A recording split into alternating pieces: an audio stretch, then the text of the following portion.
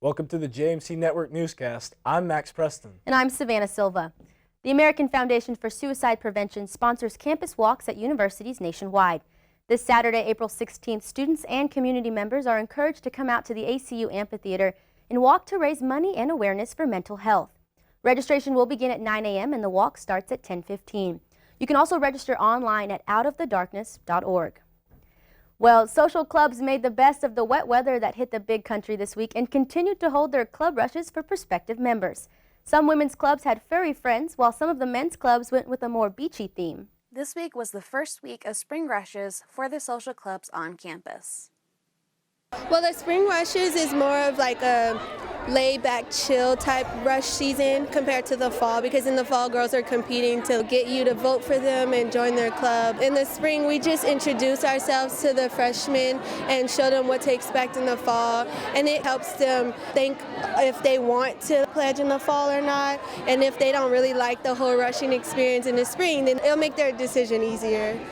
Basically give the spring rushes a shot.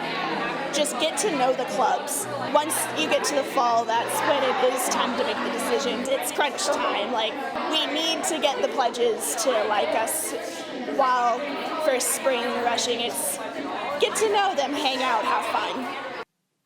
The rushes will continue next week with events like the Kojo Kai Coachella Rush, the Alpha Chi Omega and Trojan Fruit Smash Rush, and the Zeta Rho Paint War Rush. Pledging won't officially begin until the fall semester. So, Max, despite all of that hard weather that we had this week, it was actually still really busy in the athletic department. Yes, you're right. There was quite a lot of big news in sports this week. The Department of Athletics released head track coach Keith Barnier after 3 years in the position.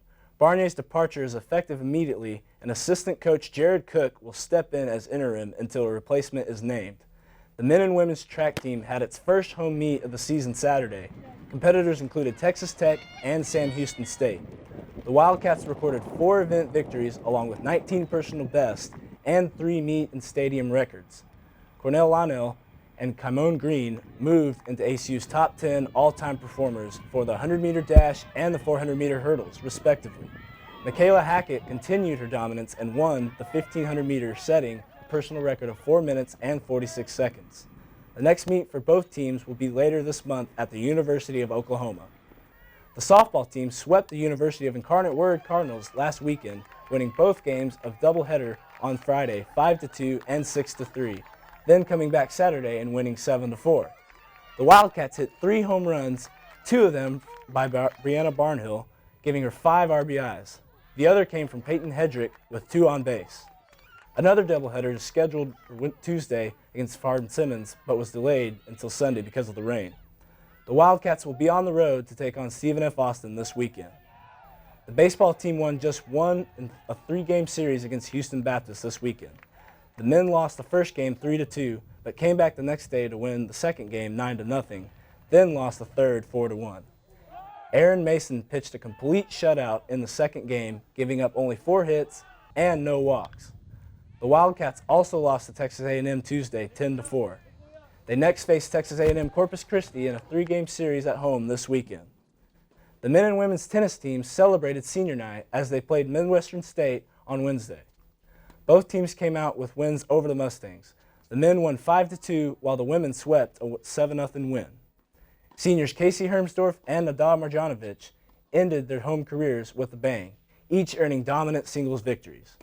True freshman Josh Sheehy continued to impress, getting another #1 spot singles win and a doubles win. The men will next play Texas A&M on Friday and New Orleans on Saturday.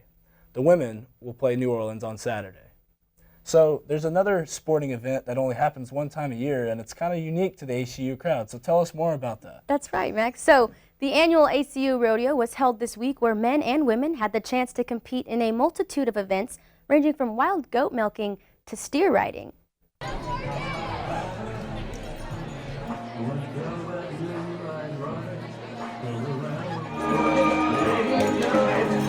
is the ACU Rodeo, so this is put on by the Ag Department. They do it every year. A lot of the social clubs get involved. They all create teams, and it's really great just to get a feel of like agriculture and what it's like, even if you've never like roped cows or done anything like that. It's really fun to go out and do that. Right now you're seeing the rope and ride. It's where they grab a steer, they take it, and they have to catch it, bring it back over the line. Then a person gets on the steer, and they have to take it back to the other end of the arena. Alright, y'all are about to see a real deal rodeo. This event brings together just a fun atmosphere, fun family atmosphere. It brings a lot of excitement to campus. It also gets other businesses involved in ACU. They get kind of a view of ACU students, things like that.